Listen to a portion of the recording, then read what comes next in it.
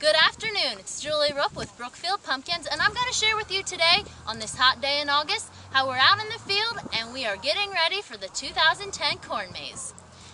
As you can see, the corn is about a little over 2 feet tall here. It's about 32 inches at its highest part, and that means that it's time for my brother Jake to get in the field and start plowing those twists and turns, or mowing those twists and turns, so that you can get lost and have fun.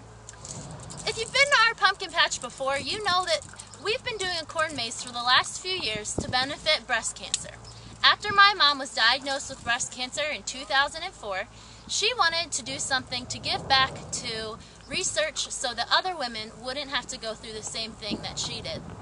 This year, our proceeds will be going to Team Hope, which is a group of over 20 women who will be walking in a breast cancer walk in DC and who have already been to Boston. They'll be walking 60 miles in 3 days, and all that money that they raise will go to the Susan G. Komen Association, which goes to fund research for breast cancer. We hope to see you at this year's corn maze. Let's take a look and see how Jake does the corn maze cutting. Jake, tell us a little bit about the corn maze process. Alright, first I map it out with a map of the field on a sheet of paper. Pretty much lay out what I want to do first and what I think is going to confuse people. So I lay that out first, mow a little bit at a time with my lawnmower, and to make sure I don't overcompensate for turns and whatnot, I create a grid or an axis in the field with flags so I can kind of position myself in the field so I know where I am and I don't get lost. Yeah, that's good. So tell me about when you know that it's about time for you to be cutting the corn. Why are you cutting it now instead of in October? Because it's ideal height. We use a lawnmower, and lawnmowers really can't mow down 10-foot stalks of corn. So when it's about knee high or waist high and it's manageable for a lawnmower, it's ideal.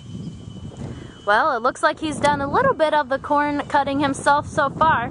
Let's take a little bit of time and watch him as he is at work on the lawnmower.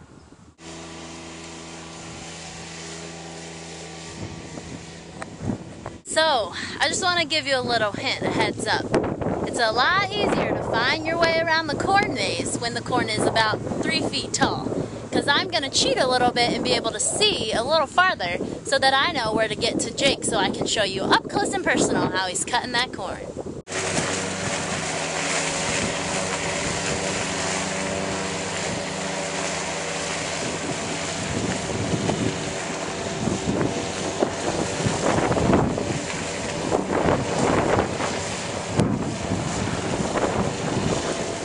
This process takes Jake about 2 to 3 days he spends out on the 6 acres. Here's the first path that he's cut today. Zoom in and see how he's doing over there.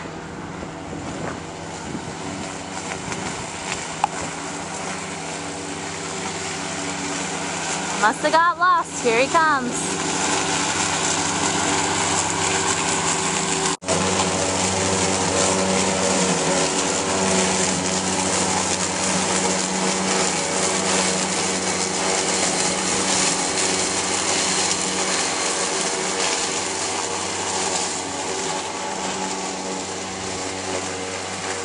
As you can see here in the corn, something you have to do when you plant a corn maze is plant corn crossways. You have to plant corn going east to west and north to south, and that ensures that you can't see through the corn when you're in the corn maze. Normally in a field of corn you would be able to see the distinct rows, but instead there's just corn everywhere. Deciding what he's gonna do.